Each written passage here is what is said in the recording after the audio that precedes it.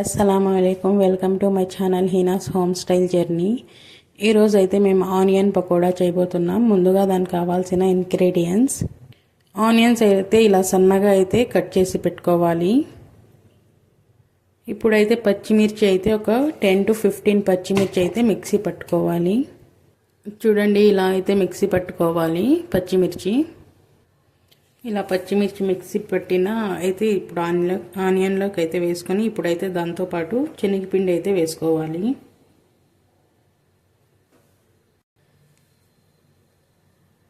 ఇప్పుడు దాంట్లోనే కాస్త అంతా కుకింగ్ సోడా అయితే యాడ్ చేయాలి.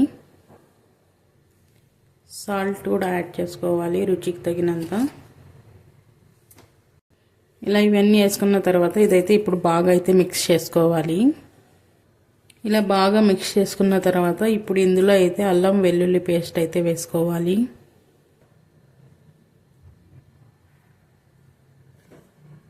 మరీ ఎక్కువగా వేయకండి, కొద్దిగా అయితే వేసుకోండి. ఇప్పుడు ఇలా ఇది వేసుకున్న తర్వాత ఇది కూడా అయితే బాగా అయితే మిక్స్ అయితే చేసుకోవాలి. ఇప్పుడు కాస్తంత వాటర్ అయితే వేసుకోవాలి. ఇప్పుడు ఇందులో ఆయిల్ అయితే వేసి అయితే కలుపుకోవాలి.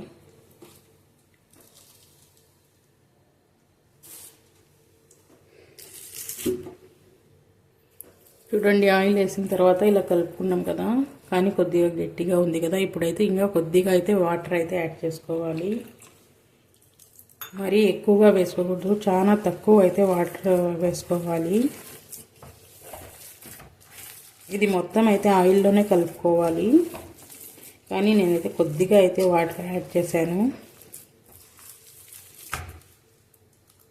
ఇంకా ఫైనల్గా కొద్దిగా జీరా అయితే యాడ్ చేసి ఇంకా మిక్స్ చేసి అయితే ప్లేట్ వేసి అయితే పెట్టేయాలి ఒక ½ an hour.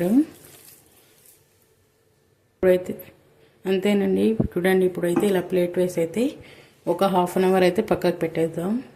అయితే పిండి అయితే కలిపి పెట్టుకున్నాం కదా. ఇప్పుడు ఇలా ఆయిల్ పెట్టుకొని ఆయిల్ కొద్దిగా హీట్ అయిన తర్వాత ఇలా అయితే వేసుకోవాలి.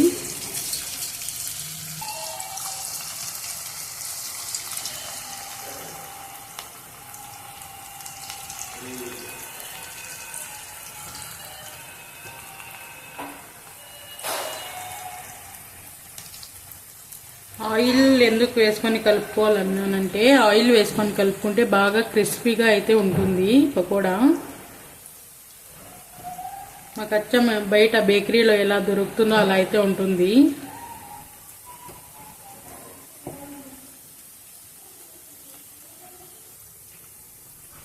ఇలా చూడండి, ఇలా వేసుకున్న తర్వాత అయితే ఇలా కలుపుకుంటూ అయితే బాగా అయితే ఫ్రై చేసుకోవాలి.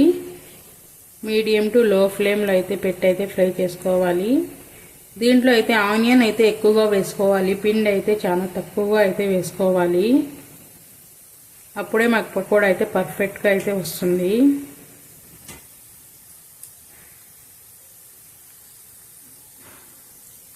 ఇంకా బయట అయితే వాళ్ళైతే ఇంకా కలర్ అయితే వేస్తారు, మేమైతే కలర్ ఏం వేయలేదు. చూడండి, బాగా ఈ కలర్లోకి వచ్చేలాగా అయితే ఫ్రై చేసుకోవాలి. ఈ కలర్లోకి వచ్చినాక ఇప్పుడైతే ఇంకైతే తీసేయాలి. చూడండి ఇంతేనండి, పకోడా అయితే రెడీ అయిపోయింది. చూడండి క్రిస్పీగా ఎంత బాగా అయితే ఉందో పకోడా.